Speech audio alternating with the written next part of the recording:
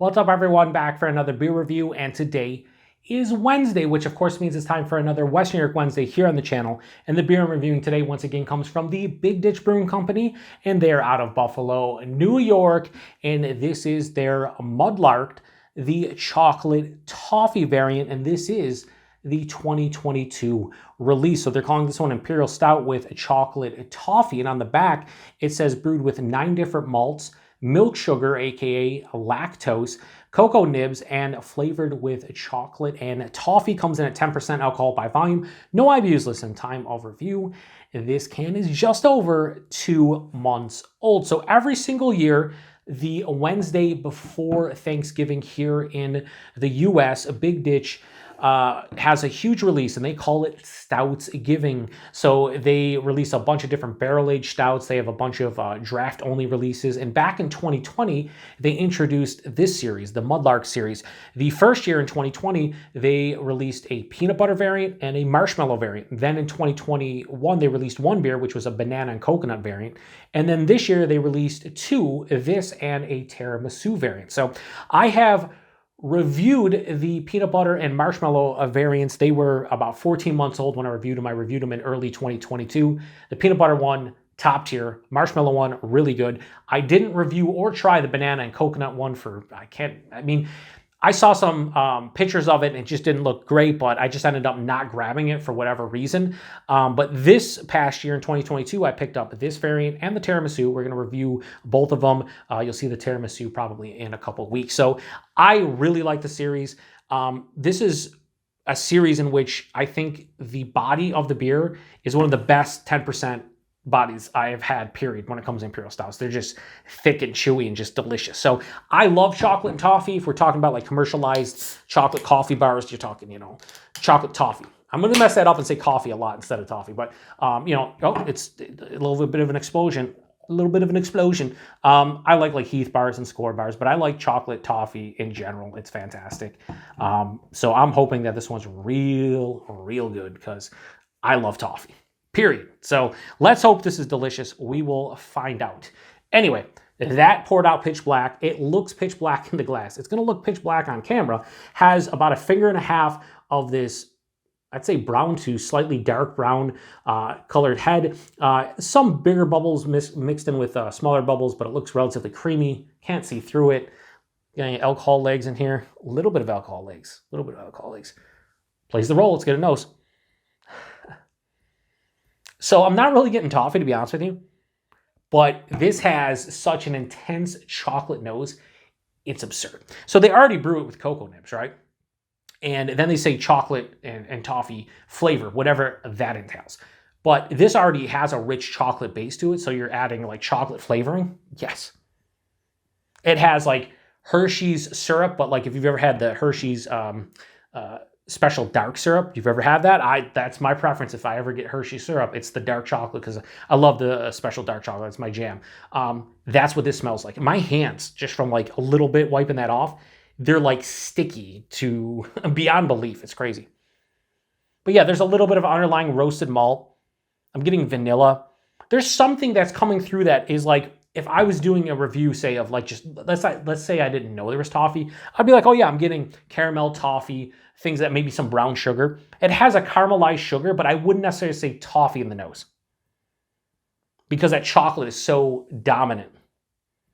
But yeah, there's a little bit of like a coffee roast, roasted malt, sweeter dark fruits like a dark cherry. Touch of like an earthiness as well.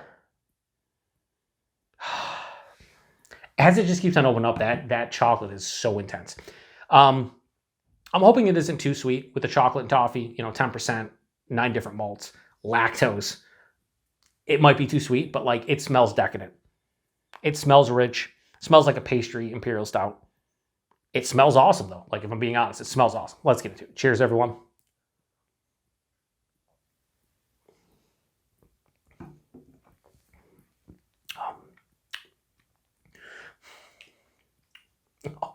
This is pretty cool.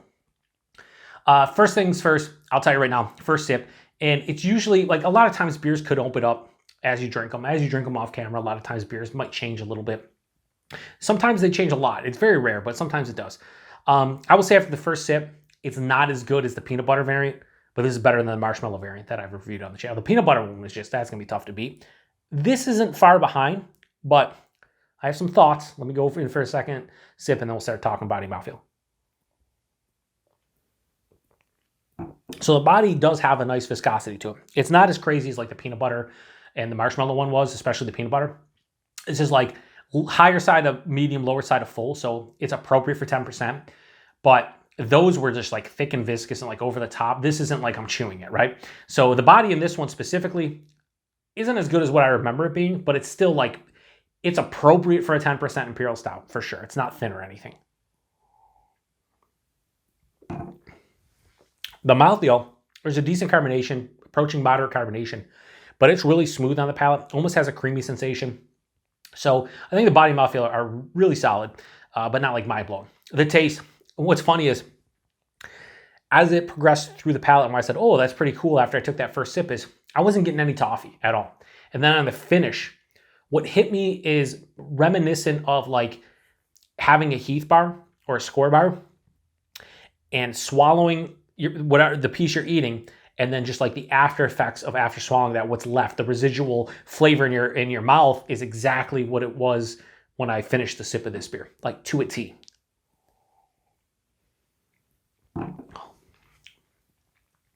So right up front, tons of complex chocolate. Like it's just, you could say whatever chocolate-wise is right. You want to say 80% cacao bar, right? Want to say baker's chocolate? Sure. Want to say cocoa powder? I'm here. You want to say dark chocolate? Yeah, I'll allow it. You want to say milk chocolate? Yes, that's probably more appropriate. But like, it has a lot of chocolate. It's sweeter chocolate. So I think the Hershey's Special Dark, which I was saying in the nose, I think that kind of translates into the taste, right? Underlying roasted kind of coffee notes, roasted malt. As it continues to pass through, I'm getting a little bit of molasses, a little bit of like that sweet dark cherry. And then about halfway to three quarters of the way through the palate, there's this nice earthy kind of bitterness that hits. This is like mild to moderately bitter, like smack dab in the middle. So this still leans sweet because it's a pastry beer, but I don't think it's too sweet. I don't think this is cloying. I don't think this is over the top, but it's definitely to the sweeter side. It's like a 60-40 sweetness to bitterness kind of feel. There's not a lot of dryness. I would say semi-dry at best. But the toffee comes in on that finish. And like I said, when I finish that sip and the finish lingers, it's sweeter dark chocolate mixed in with like a residual toffee flavor. And it's not over the top, but it's nicely done.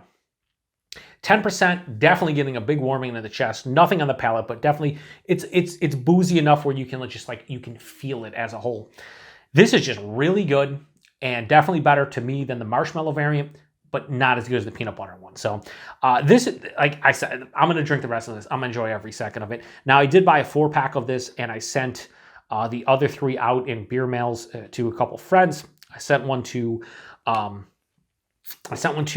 Ross, viewer of the channel, Todd, great friend of mine, viewer of the channel, and Jeff, aka No Jinx, another viewer of the channel. The only one who has drank this as I am reviewing this one is Ross, and he really liked it. I think he gave it 4.25 on Untappd. He really liked that. You could taste the adjuncts, and they work well with the base, and I would agree with him. Like, this chocolate and toffee works well with everything else going on. And I'm probably going to mimic his score. So Mudlarked, I shouldn't say Mudlarked, part of the Mudlarked series. Mudlarked, the chocolate toffee variant, the 2022 release. I'm going to give this, I think, a straight 4.25 out of 5 is exactly what this deserves. It's really good. It's one of those things where I think if you pick this beer up specifically and you were hoping for chocolate toffee, I think it delivered. I don't think you want the toffee to be like buttery toffee over the top, almost feels like you have an off flavor in the beer. You want it to be subtle. You want that chocolate to be there, and you want kind of the base to shine through to some degree, and I think it does. So I really like this. I am curious to see what the tiramisu variant is like, because I like tiramisu, I like chocolate toffee. So both of these variants spoke to me personally. Price point availability, I think these were $23 a 4-pack at the brewery. I picked this up at one of my local bottle shops. It was $23.99 a 4-pack, so $6 a can. It's 10%. It's 9 different malts. It's cocoa nibs. It's lactose. It's chocolate toffee. $6 a can is not something ridiculous when, you know, I've paid just as much for like a 6% fruit and sour. Like, it's fine. Would I like to see this $20 per pack? Sure. But, You know, Big Ditch, great with the price points. When it comes to some of these beers, they charge, you know, a little bit more, and I'm okay with that because their regular beers are just priced phenomenally well. The availability, pretty sure this is only New York State. I think these were available on the website, but I don't think they deliver. Maybe they deliver cans. They might deliver cans, not bottles. But you have to live in New York State. At some point, Big Ditch is going to get distro outside of New York State, but right now, it's only in New York State. So if you're in the Western New York area or New York State in general, you probably had a chance to grab some of these. And let me just say, it's well worth it. That little explosion out of the can at the beginning, I don't know. There's no off flavors. It's not going out like the carbonation. So pretty damn good. So if you've had this one before, please post in the comment section. Let me know what you thought about this one. If you've had all the beers within the Mudlarked series, what's your favorite? Peanut Bar's still at the top of the mountain for me. I hope they rebrew that at some point so I can try it fresh. I reviewed it 14 months old and it was still delicious, but I think fresh, the peanut butter will scream a little bit more. So huge thanks to everybody stopping by for another beer review here in the Beer Patrol. Stop by next Wednesday for another West New York Wednesday. I'm not going to review the tiramisu next week. Probably, I'd say 2 to 3 weeks from now, you'll see the review of the tiramisu. And yeah, I hope it's just as delicious as this one, if not more so. So till then, cheers, and shout out to the train. Doing a lot of reviews lately. No Train, right at the tail end of West New York Wednesday. It's fitting. Cheers.